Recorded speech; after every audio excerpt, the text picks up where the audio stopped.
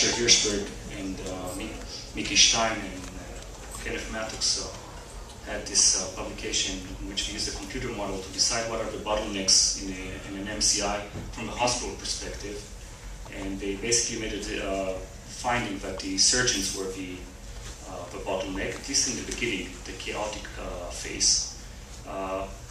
Looking into this issue, I can tell you two things of which I'm going to talk about, and one of them I'm going to elaborate later on, is that we've seen in drills, and we run drills, large-scale exercises here in Israel, is that we see many times that critical patients who need to be operated immediately are transferred to the operating room, but because they did not make the triage in the operating room, victims who are severely injured but are stable are taken in first, and when the unstable one comes in, there's no one else to operate him.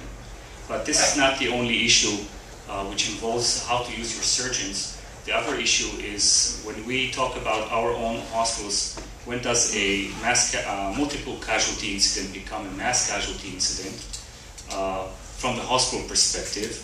In other words, when is a limited MCI become a large-scale MCI, and when we have to deploy not only the people who are on call, but all the hospital, it also depends on these bottlenecks.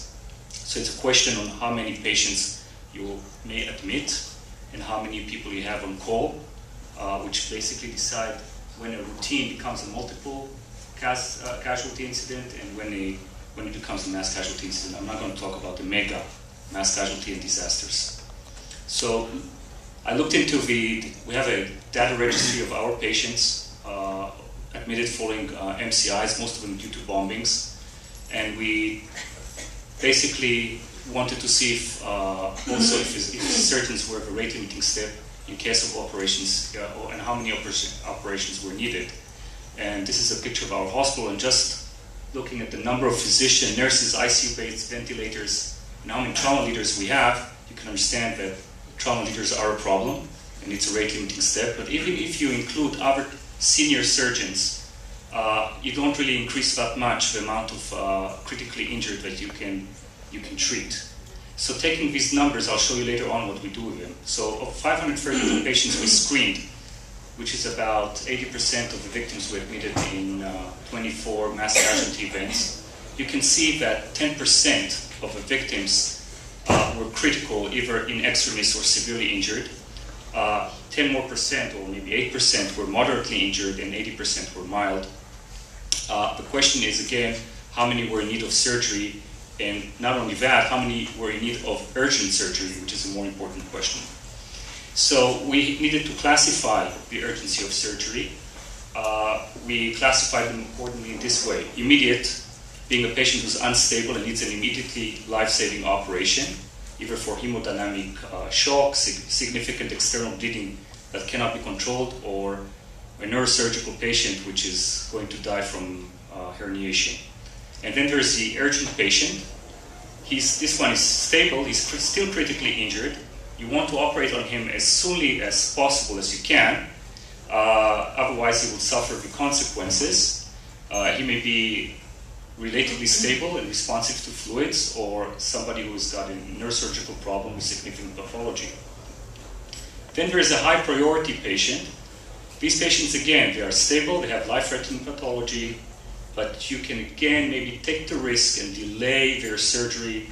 Somebody who has a penetrating injury to the trunk, maybe causing a GI perforation, and you want to explore him, he's got peritonitis, and maybe you don't have to rush with him right now into the operating room. The delayed classification, you can delay them for 4 to 12 hours, orthopedic injuries, and for example, and suturing of eye globe perforations.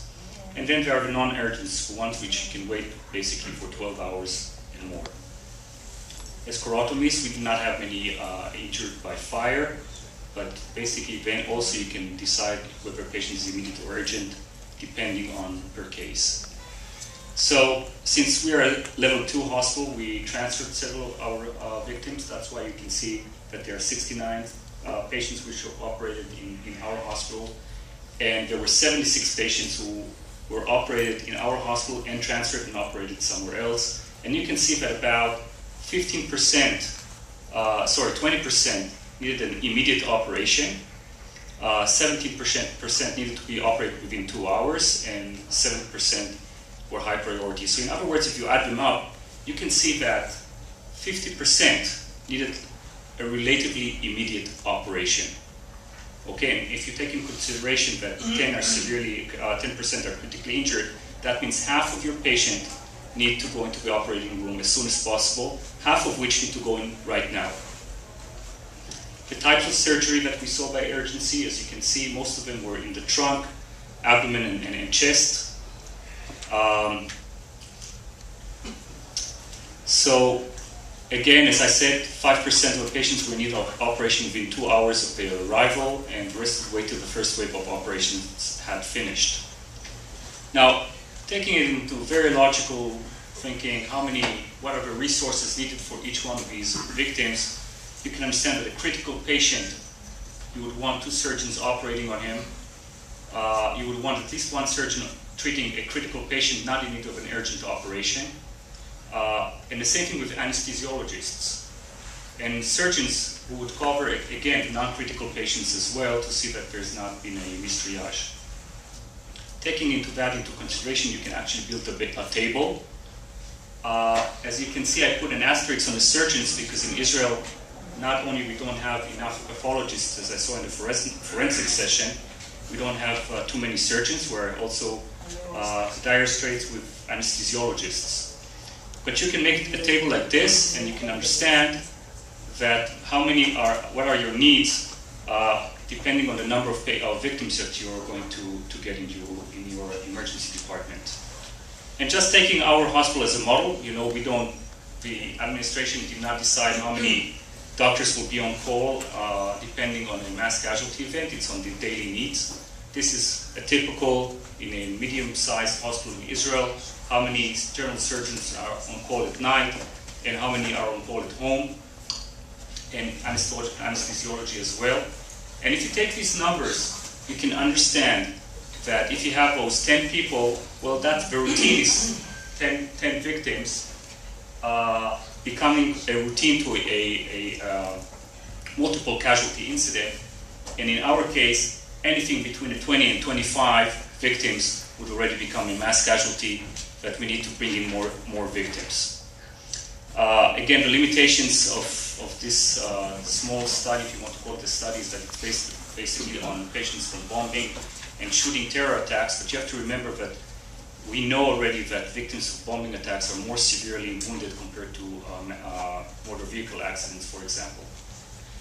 So conclusions, 1 of 10 victims will be seriously injured, and half of these patients will be in need of an immediate or urgent operation. In other words, trauma leaders or pseudo-trauma leaders should be considered radiolimited stent because you would need basically for half of them intervention for more than 1 hour. And one thing that we always tell our people on call, when you come in, don't think of yourself as on-call physicians giving orders to others. We need you hands-on working and treating the patients themselves.